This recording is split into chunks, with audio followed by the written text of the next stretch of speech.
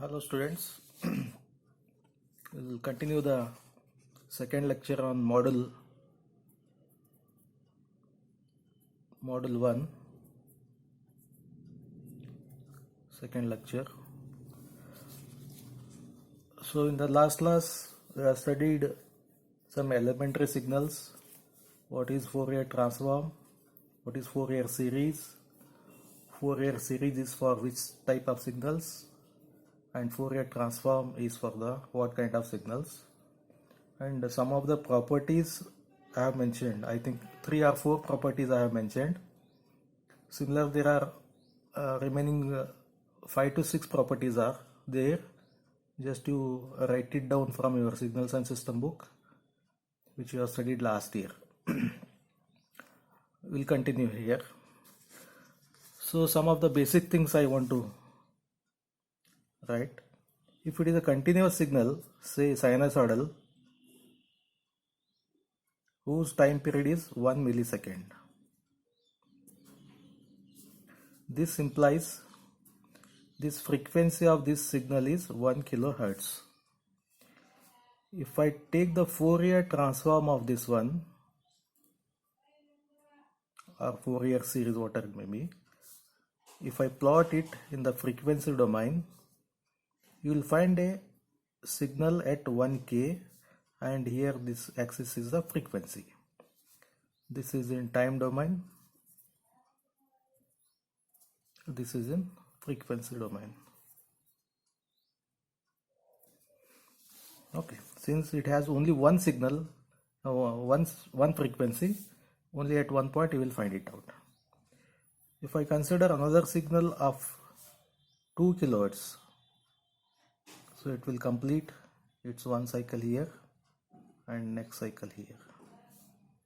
This is 0.5 millisecond. This implies it's 1 by 0.5 is 2 kilohertz. And in the frequency domain, this is 1k. You will find a peak at this point. This peak depends on the amplitude of this one. Similarly, if I take 1 kilohertz plus 2 kilohertz plus 3 kilohertz, 4 kilohertz, along with this, if I take 1.1k, 1.2k, 2.1k, I will go up to the 3.9k. If I add all these signals, the signal is not going to look like a sinusoidal. It will be something like this, which has all the frequency components. This is x of t. This is x of omega, x of t.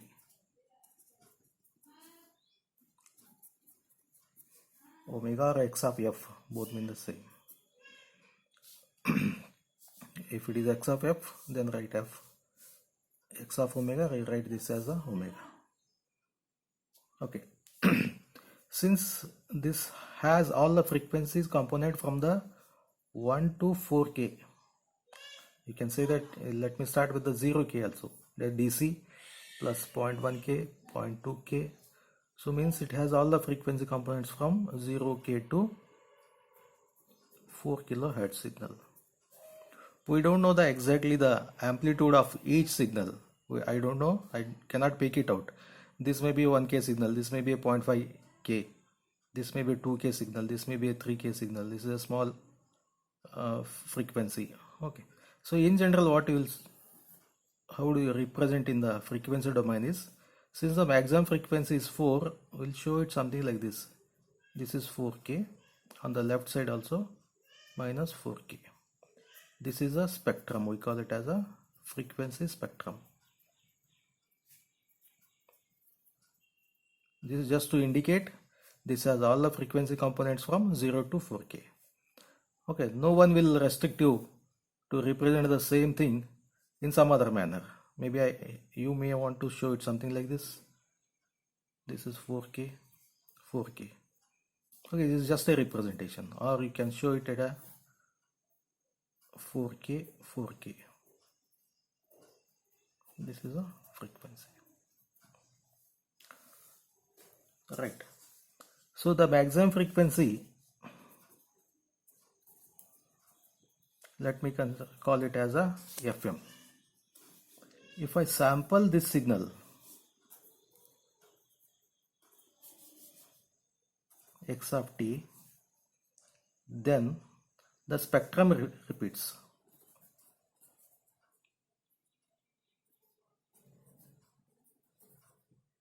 X of t has this spectrum. When I take the sample of this one, what is the sample? You are going to sample it. So some value, something like this you are going to get depending on the magnitude. Somewhere here you will get the maximum, somewhere negative and other things. These are the samples of the x of t. This is what you want to convert it to a discrete signal. When you take the sample of this one and convert it to the discrete signal, the x of t or the x of f spectrum repeats. Let me write this as it repeats, something like this. Same thing is repeated on both the sides. Okay, 0, some frequency here. So this is 4, this is -4. Right. There is a condition on the sampling of the signal, sampling frequency. That is Fs. Fs should be greater than or equal to 2 times the Fm. Or you can say that sampling interval Ts, we call this as 1 Ts, distance between the two samples. This should be less than or equal to 1 by 2 Fm. So if it is a 4K signal, then Fs should be greater than or equal to 2 times the 4K, that is greater than or equal to 8K. Okay. If Fs is exactly equal to 8K, what happens? The spectrum is going to repeat at a 0, at 8K, multiples of this one, 12K.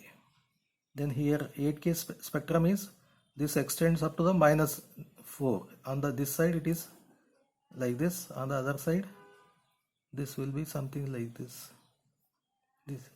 Okay, 8 plus 4, 8 minus 4. Similarly on the next comes the 16K. Here also same thing, -8K, difference is 4K. So the spectrum will be something like this. If Fs is greater than 8K, let me take this as a 10K, then the spectrum will be, this is 4K. Now the spectrum is repeated on the 10, 0, 10, 20. So 10 plus 4, it goes up to the 14. 10 minus 4, it goes up to the 6K. On the other side also same thing, -10. This is 6K minus 14K. This is a frequency axis. Okay, so when you transmit this signal, sampled signal, this will look like either like this and this or this, depending on the sampling frequency. The information contained in this one as well as this one is same. All the spectrum have the same information. So what I will do, in order to recover the signal, I will pass it through a filter. This is a filter. You can use a filter at this point with cutoff frequency 4K and 4K. This is a low pass filter. You can take only this part. Okay. Or you can have a band pass filter centered on the 10 with the cutoff frequency 4K. If Fs is less than 8K, let me take this as equal to 6K. The spectrum is repeated at 0, 6K, 12K. How it looks like? This is 4K minus 4K, 0. Then spectrum is repeated at 6. So on the left side, this becomes 2. On the right side, this becomes 10. And at 12, this goes up to the 8. On the other side, this will be 16. Now there is an overlap between the two spectrums. You cannot recover this signal using a low pass filter because this information will be lost. So this there is an overlap at the higher frequencies. This is a higher frequency band. So this information will be lost. That is called as the aliasing effect. Aliasing effect.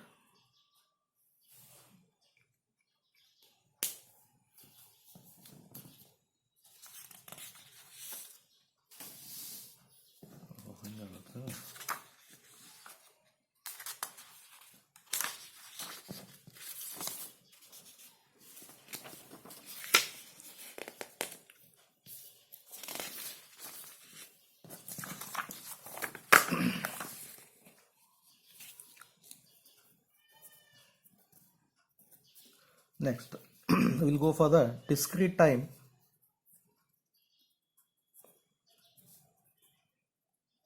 Fourier transform. This you have studied. Discrete time Fourier transform. According to the definition, whenever you say discrete, that it becomes the index n. Continuous, it is t. X of n is given by 1 by 2 pi over the integration 2 pi x of omega e to the power of j omega n d omega. Okay. Then this is actually you are getting the x of n from the x of omega. Inverse discrete time Fourier transform, whereas x of omega is obtained by summation because xn is a discrete. Otherwise I would have used the continuous domain. It is the integration x of n e to the power of minus j omega n. That's all.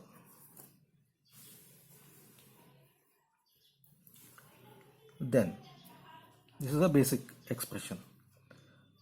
We'll see how this DTFT is related to Z transform. According to the definition, the x of Z is given by x of n z raised to minus n. This converges between the range R1 to R2. Region of convergence, we call it as a ROC. Here, what is Z? Z is nothing but R into e to the power of j omega. If I substitute Z value, this will be x of n R is to minus n e to the power of minus j omega n. In place of Z, I substituted j omega. So this is as it is. Okay, these two equations are same. If R is less than 1, R is to minus n, it grows. If R is greater than 1, R is to minus 1, it decays. Okay, so this is not going to converge.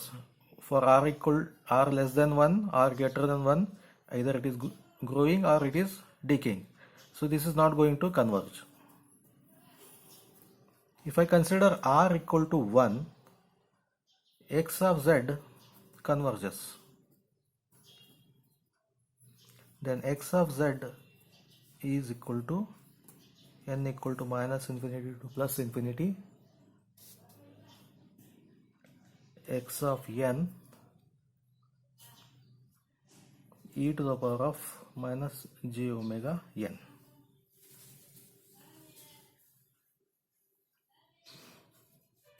Okay, you compare this one,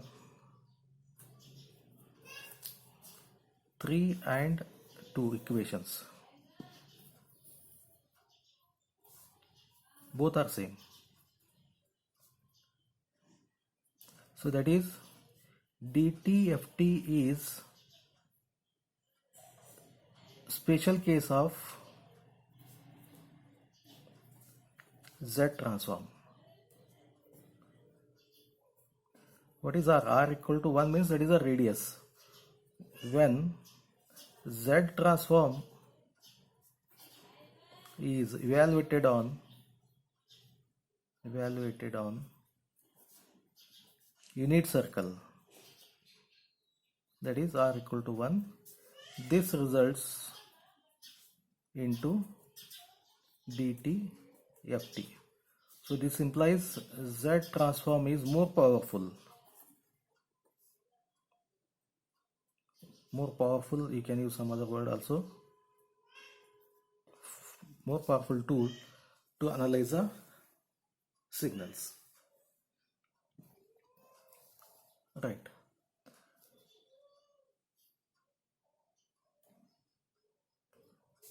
Then next, if you consider x of omega, the omega, this is a continuous one, or you can call it as a periodic signal. X of omega is periodic because omega ranges from 0 to 2 pi. If I plot something like this one,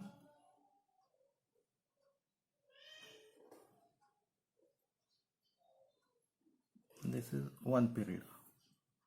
The same thing is, and here it repeats. Same thing here also it repeats. This is x of omega is continuous, and this period is from 0 to 2 pi. Okay. See, since omega is continuous, I cannot process this one in computer. This cannot be processed in computer. So what I will do, I take the samples of this one over the 2 pi. I will take the samples 0, 1, 2, 3 up to the n. Okay, n samples I will take. After this n, this repeats. Okay. It is obvious that when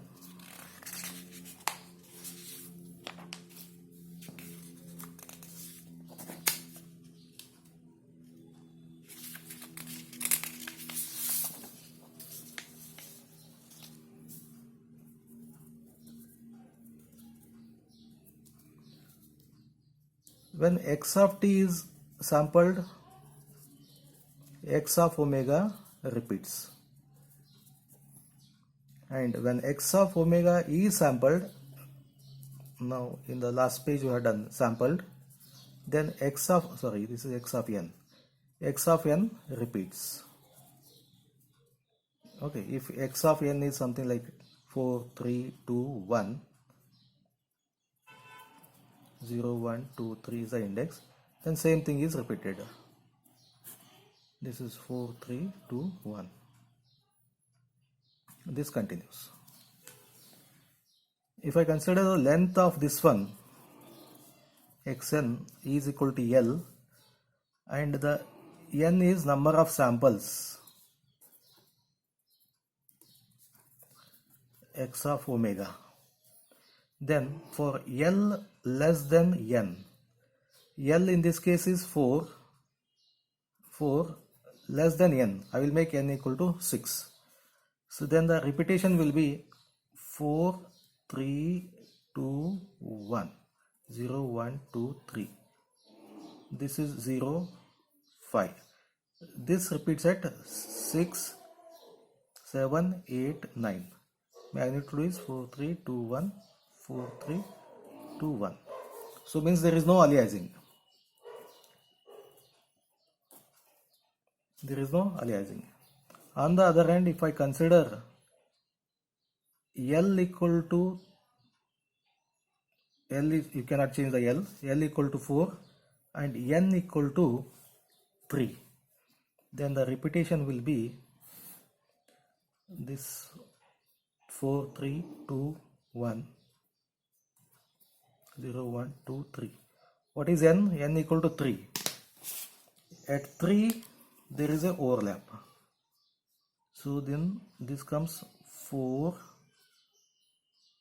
3 2 1. This is a overlap. This part is overlap, that is aliasing. Aliasing effect. So always see that the n is the number of samples you are taking out of x of omega. Then what is the reason for this doing the DTF, the taking the Fourier transform or the discrete Fourier transform? Okay. If I transmit a x of n signal through a box, this box may be a filter. This is going to give the y of n. Okay. The filter impulse response, I call it as a h of n. Now the question is whether y of n is a sum of x of n plus h of n, or it is x of n by h of n, or it is h of n by x of n, or it is multiplication of x of n multiplied by h of n. No, these all are wrong. The y of n is a linear convolution of, I use a term, linear convolution of x of n and h of n. That is, we show it as star h of n. Okay. On the other hand, if I have the x of omega and this box, now it becomes capital H of omega, then what is this y of omega? Y of omega will be convolution in time domain becomes a multiplication in the frequency domain. So calculating this one is somewhat complex, and this multiplication, as you know, it is easier compared to the convolution. We do the multiplication. First we will take the Fourier transform of this one, then Fourier transform of this one, then y will be the multiplication. Then what I will do, this y I will transfer it through the, this is a DTFT. DTFT already, I transfer it to the inverse discrete Fourier transform. So that is y of w. So here we will get, what is the y of n you are going to get. This is much simpler compared to the linear convolution. Another reason for going for the Fourier transform or the discrete Fourier transform, time Fourier transform is, we'll come to know the what all the frequency components this has. Once you know the frequency components, it ranges from 0 to something, say FM, then you can design your filter. What part of this one you want to eliminate, what part of this one you want to transmit. Because when you consider the speech signal,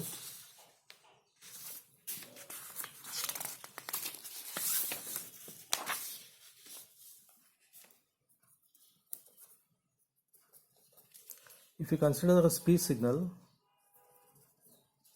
whose frequency ranges from 0 to 3.4 kilohertz, this is your mic.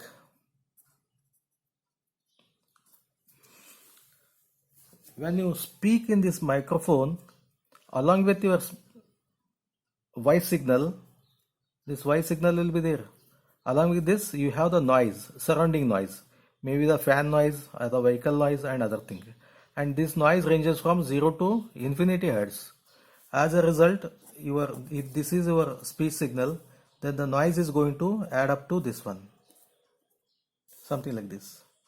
And in the frequency domain, along with this you have the noise, some part, and this is also there up to the infinity. This part you want to eliminate. So we'll come to know.